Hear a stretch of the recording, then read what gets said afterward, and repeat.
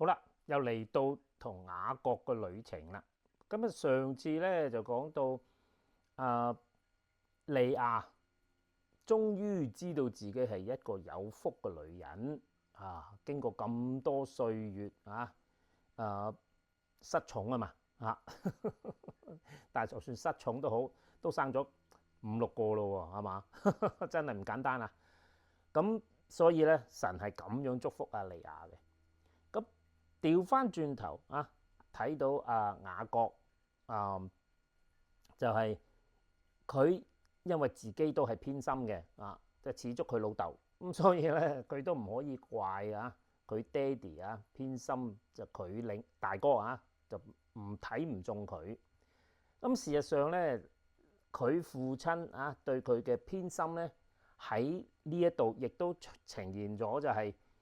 其實因為雅各偏心就拉結，就睇唔上利亞，咁所以咧神就祝福利亞，就搞到就拉結咧就生唔出。咁其實間接上咧就係上帝亦都係因為呢個原因，因為以撒偏重以掃，但上帝就保守雅各咁所以咧有時弟兄姊妹，如果我哋真係有啲事就俾人歧視又好咧，原來上帝會特別看顧嘅噃。係啦，嗱喺呢一度咧又嚟到另外一個轉折點啦。呢個轉折點咧就喺拉結身上咁希望大家咧就聽一聽呢段經文聽唔聽得出究竟上帝嘅心意何在咧？咁樣好，咁咧就係創世記嘅30章14節到24節。好，咁讀俾大家聽先割麥子嘅時候咧，就裏邊就往田裏去尋見風家，就拿來給母親利亞。咁就拉結就對利亞說：請你把你兒子的風家給我些。咁利亞說啦：哇！你奪我嘅丈夫啦，還算小事又要奪我兒子嘅風家嘛？係啦，拉結說為你兒子嘅風家，今晚咧他可以與你同寢咁到了晚上雅各就從田裏回來，利亞就出來迎接他，說你要與我同寢因為咧我實在用我兒子嘅風家把你顧下了。那一夜雅各就與他同寢。咁上帝就應允了利亞他就懷孕，就給雅各生了第5個兒子利亞說上帝就給我價值，因為咧我把使女給了我丈夫，於是給他起名叫撒迦。咁利亞又懷孕給雅各就生了第6個兒子。利亞說上帝賜我厚賞我丈夫必與我同住，因我咧給他生了6個兒子，於是給他起名西布倫。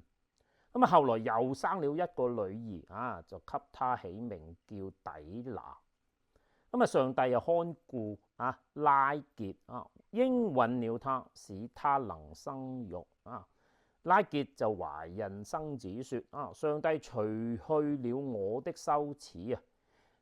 就給他起名叫約瑟意思是說願耶和華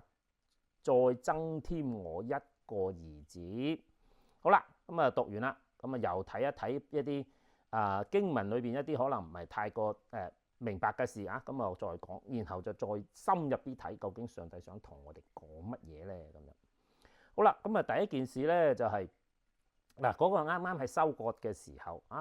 裏邊如果你計翻條數咧，其實佢大概係5歲左右係嘛？記唔記得即係佢哋生咗利亞就生咗4個，咁佢個僕婢又生咗2個，咁所以咧大概夾起上嚟都應該係大概即係有6年時間啦。咁裏邊應該都會係大概係5歲左右啦咁咧呢個5歲細路哥就跑去田嗰度就同老豆喺度收割啦嘛。咁裏邊就出去田度玩俾佢揾到一啲植物叫做風家英文叫 mandrake。咁咧呢種嘢咧就咁我都揾過，咁其實就佢聽聞就係佢生得好似有個人嘅形狀，有啲似人參㗎嚇。咁而食咗咧，其實係會有少少催情嘅作用嘅喎。咁所以咧揾到啲封家咧，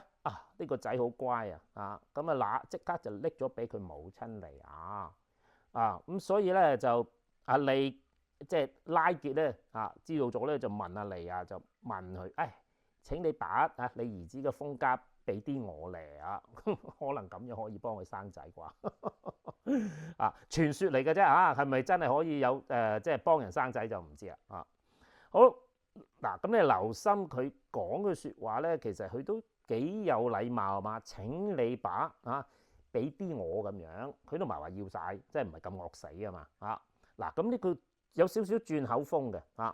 但係唔緊要繼續睇咧就可能更加會明白佢究竟咩原因轉口風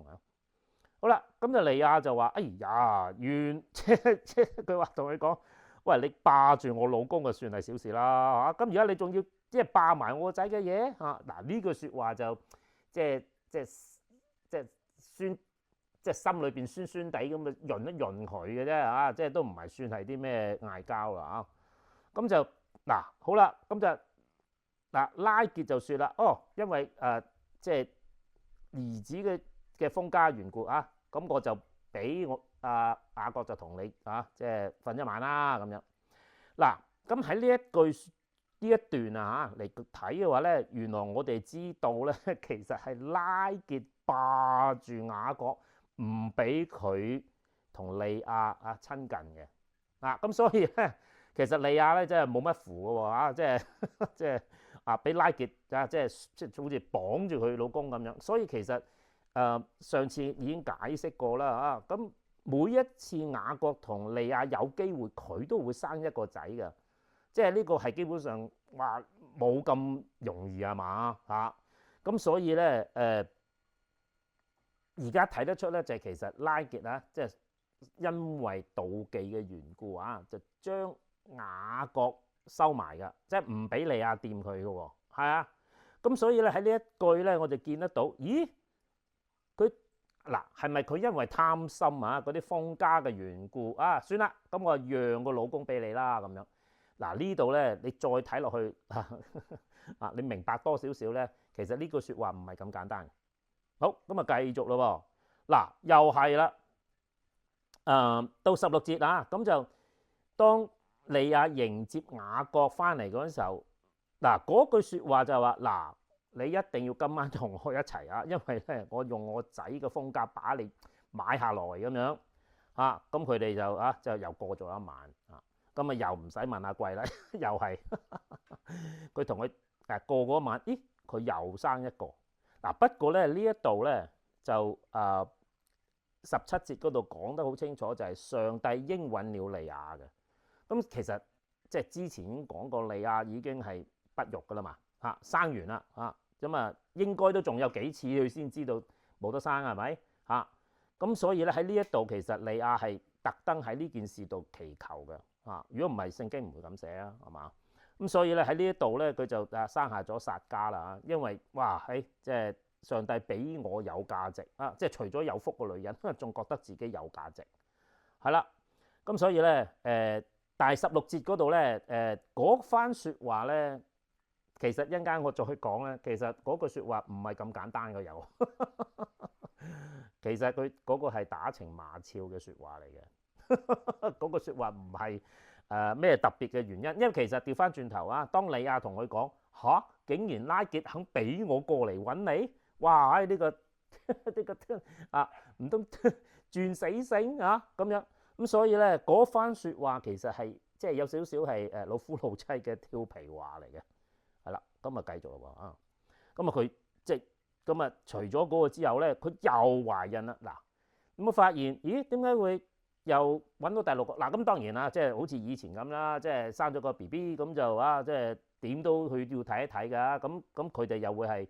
聚埋一齊咁佢又生多個。咁而家利亞又係咁樣喎最後又生咗一個西布倫喎好啦，咁就利亞就再生多個女就叫做底拿你已經睇得出有樣嘢咧，就係點解佢咁多接觸嘅？唔通你拉結真係放雅各出去，就等佢揾利亞？係啦，咁所以咧喺20節嗰度，利亞説嗰句説話就係話：上帝賜我口想啊，係啦，我丈夫必與我同住。其實嗰句説話其實已經應驗咗啦。即係我相信咧，喺即係利亞嚇將啲封家交咗俾拉結嗰個時候啦嚇，其實拉結已經放過咗雅各噶咯喎，係啦，嗱就係呢個原因啦。上帝顧念拉結，應允了他，係啦，使他生育。嗱，應允了他係嘛？即係話上帝應佢禱告啊，讓佢能生育。咁你估下拉結翳咗上帝幾耐咧？起碼都幾年啦，係嘛？咁但係點解到最後呢個佢先至應允嘅咧？就係拉結嘅心啊，改變過嚟啊！好啦，我一陣間會再詳細講㗎，即係呢個等即係解一解估先啦。咁啊，拉結就生子啦嚇，咁就哇係真係生到個慈姑定就真係即係上帝除了我嘅羞恥啊！咁咧就即係打蛇隨棍上，改埋個名叫約瑟，因為約瑟嘅意思就係增添嘅意思，俾多一個我嚟咁樣。嗱呢個咧就經文就讀完啦。好啦，咁啊即係我哋跳深一層啊，再睇下究竟佢裏邊嘅個關鍵點係點樣轉變啊？其實對大家有意思嘅話即係明白身體嘅工作啊，原來係咁樣嘅。好啦，咁啊第一件事咧，即係睇一睇啦。利亞俾佢啲兒子啊，或者係女兒嘅名咧即係睇一睇啊。好快，裏邊咧個名嘅意思就係有兒子咁意思，係啦。西面咧就係聽見嘅意思。咁啊利未咧就係聯合嘅意思，猶大就係讚美啦。咁你可以睇得出咧，利亞喺呢個過程裏邊由苦情到讚美啦。咁之後咧，佢就俾咗個僕婢佢啊嘛嚇，咁又生多兩個第一個就叫萬行即係加德啦嚇，萬行。另一個咧就叫做亞設有福嘅意思，係啦。咁就嗱喺呢一度就係即係今日嘅故事啦。咁原來佢哋已經係打情罵俏，基本上嗰個係老夫老妻嘅説話嚟嘅，即係唔係一個調皮嘅説話。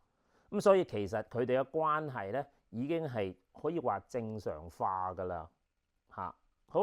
咁啊之後再生一個就叫做以撒家啦，咁啊真係俾晒面啦，即係除咗有福嘅直頭有埋價值，哇！即係原來即係喺利亞嚟講，哇！真係完全唔需要再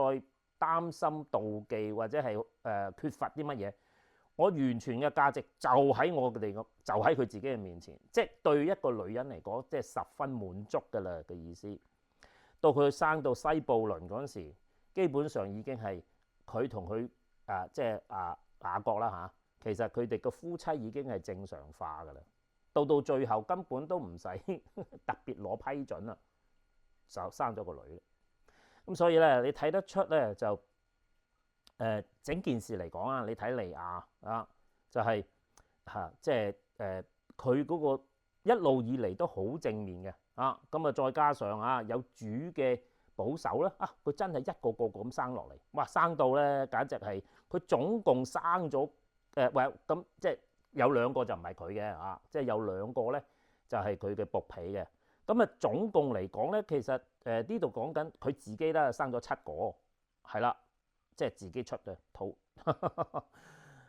奇怪嘅咧就係如果你大家計下條數啦咁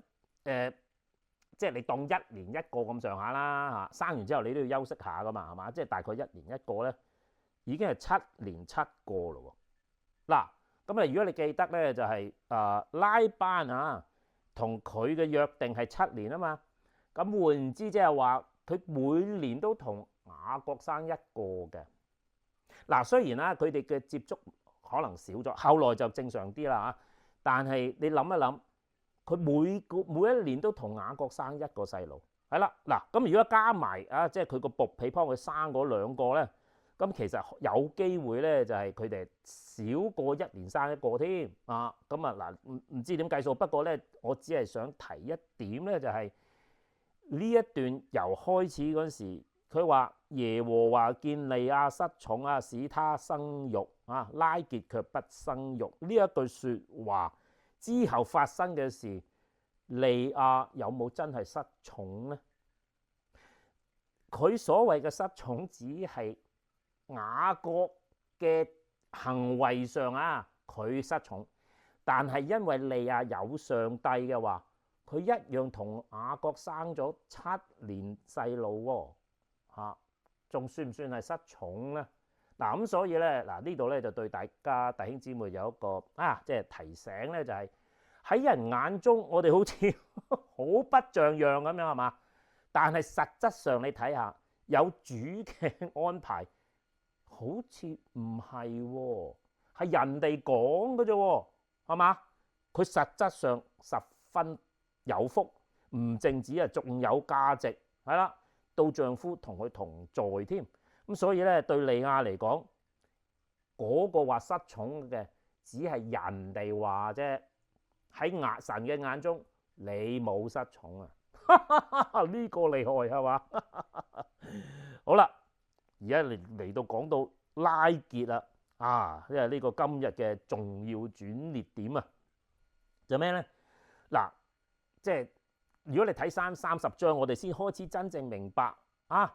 原來你拉結妒忌佢家姐喎，係啦，嗱，第一件事，佢家姐已經失寵噶啦，個丈夫喺晒你身邊，其實你點解要妒忌佢咧？係嘛？你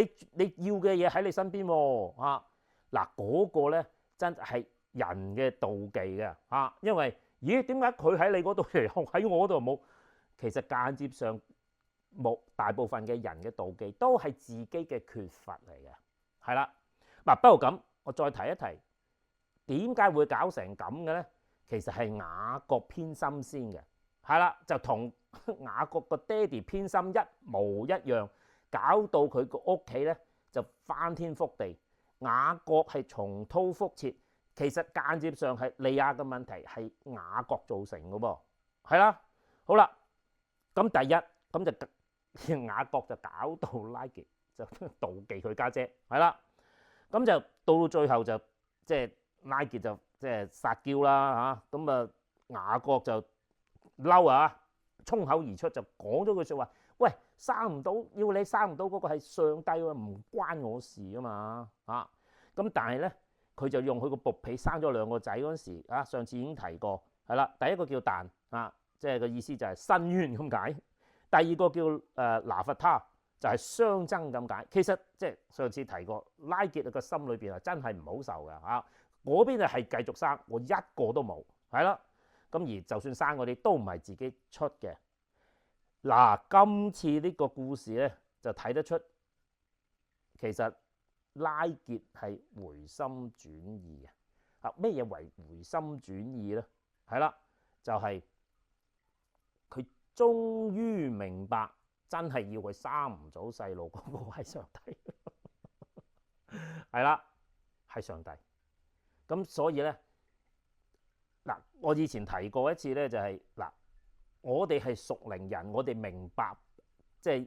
所有嘅事都係有主嘅安排。但係我哋如果唔信神嘅人嚟講咧，我哋只會覺得身體有事咯。但係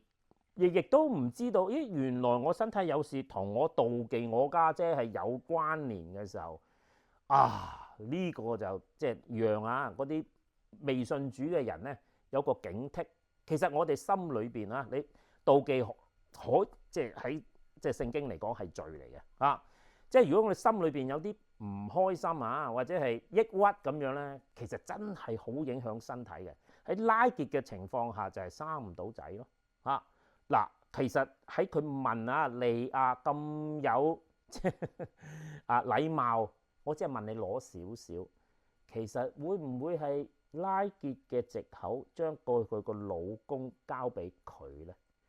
嗱，如果一個咁妒忌心重嘅女人咧，會唔會為著你嗰少少風家，我可以將我能夠控制嘅男人交俾一個我妒忌嘅人？唔會㗎，除非即係唔通你話嗰啲風家真係咁值錢咧？唔係啦，所以好可能就係其實利亞會用嗰個做藉口，將個老公還翻俾利亞嘅。亦都有機會利亞明白拉結嘅心意。OK， 原來 OK 即係你俾我好。咁其實利亞都已經鬆咗一口氣啦，所以咧佢都可以同雅各打情罵俏咁而之後事實上佢哋喺埋一齊，有埋個女添。咁所以咧呢一度呢個大家要聽啦。我相信拉結咧，其實已經係放下咗佢個妒忌，順服喺神嘅手中。主，我任憑你嘅安排，請你求你俾我生一個啦咁樣。所以22節就話上帝顧念拉結，應允了他，使能他生育。咁所以咧如果我哋從屬靈嘅角度，好容易明白佢將佢即係向上帝認罪而得到釋放，身體得到治療，能夠生細路。如果你話唔係冇信主嘅佢冇上帝呢個概念，冇屬靈呢個概念，佢就會好掙扎，佢根本都唔知去邊度揾，究竟係咩原因？其實原來係佢個心情影響佢個身體，令到佢唔能夠生育。哇，仲有好多個病嘅喎，即係嗰啲長期病係嘛都有機會係同呢啲嘢有關㗎。咁所以咧，好想呢度提醒大家弟兄姊妹即係如果你未信主冇所謂咁我能夠同你講就放開啲係啦，饒恕吧唔好將個仇恨放喺心裏邊，因為影響身體多，就影響個身體啊嘛。咁如果你係屬靈信主嘅話咧，我就會叫你即係好好體察下自己心裏邊係咪有啲唔係太好嘅意念將佢即係同上帝講你饒恕我吧將佢放下，身體就會有機會復原嘅喎。係啦，咁所以咧，我好希望用呢一段聖經咧，就同大家分享，咁就等大家知道即係諗埋啲唔好嘅嘢咧，你以為同你身體冇關，絕對有關好啦，咁希望喺呢度咧，我用一段好短嘅聖經時時都係金句嚟㗎咁請大家記住啦。就咩咧？其實喺箴言嘅4章23節嘅，佢就話咧，你要保守你嘅心勝過保守一切，因為一生嘅果效是由心發出。咁所以咧，就真係咧，我哋要好好地將我哋嘅心清潔一下。譬如話有啲咩人得罪你嗰啲，饒恕佢吧，係嘛？有啲咩人即係同有啲過節，亦都饒恕佢吧。就算嗰啲人對你好似好黑日，即係佢真係冇理由嚟走嚟即係仇恨你都好，饒恕佢吧。就好似利亞咁樣，係啦，足足過咗7年，失寵一個冇面子嘅女人，但係上帝看顧佢。人哋睇起就佢失寵，但喺上帝面前，哇，佢得寵喎。咁你咪話有我呢個上帝喺我哋身邊，係咪好有福氣咧？好似利亞咁樣係嘛？好，讓呢個信息令大家有個健康身體。下次再見，拜拜。